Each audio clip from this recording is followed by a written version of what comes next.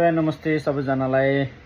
हाम्रो यो नेपाली पसल खोल्न कति लाग्छ र नेपाली पसल खोल्दाखेरिको तनाव समस्याको बारेमा यो टिकटक भिडियो बनाएको थिएँ। सबैजनाले मन पराइदिनु भएकोमा धेरै धेरै धन्यवाद।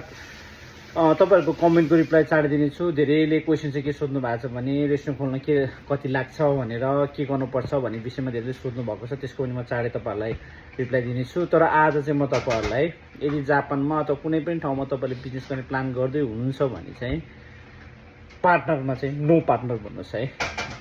कहिले पनि मिलेर चाहिँ पसल खोल्ने अथवा रेस्टुरेन्ट खोल्ने बिजनेसहरू चाहिँ नसोच्नुहोस्। यदि फर इक्जाम्पल तपाईहरुको पेपर वर्क राम्रो छ अनि म्यानेजमेन्ट टिम हुन्छ भने चाहिँ इट्स ओके हैन पार्टनरमा गर्न।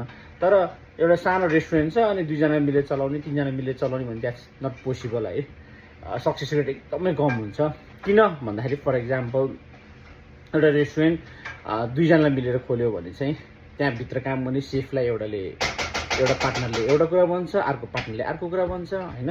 त्यसपछि फेरि अनि ट्रस्ट इस्युजहरु प्रब्लम क्रिएट हुन्छ हैन। धेरै प्रब्लम हुन्छ। त्यसले गर्दाखेरि पार्टनर गरेपछि झन् साथीहरु स्पेशली पार्टनर गरेपछि झन् सम्बन्ध बिग्रिने चान्सेस म्याक्सिमम हुन्छ है बिजनेसमा। सो इफ तपाईहरु बिजनेस गर्ने प्लान गर्दै हुनुहुन्छ भने बरु पहिला सिक्नुस् तर अनि आफैले खोल्नुस् है। बिग स्केलको बिजनेसहरु हो भने इट्स ओके शेयर अथवा किनेर गर्ने, शेयर गर्ने अथवा नर्मल इन्भेस्ट गर्ने भन्ने आफ्नो ठाउँमा छ। तर हाम्रो कल्चरमा अलिकति यो पार्टनर भन्ने वर्ड चाहिँ मैले त्यति सक्सेस भएको चाहिँ देखेको छैन हैन। छ नहुने पनि हैन। जस्तै फर इक्जाम्पल नेपालमा हाम्रो त्रिसारा एकदम सक्सेस भएको छ हैन। रेयरली हुन्छ के पार्टनरमा सक्सेस चाहिँ है। हस् त ल, thank you, bye bye, have a nice day.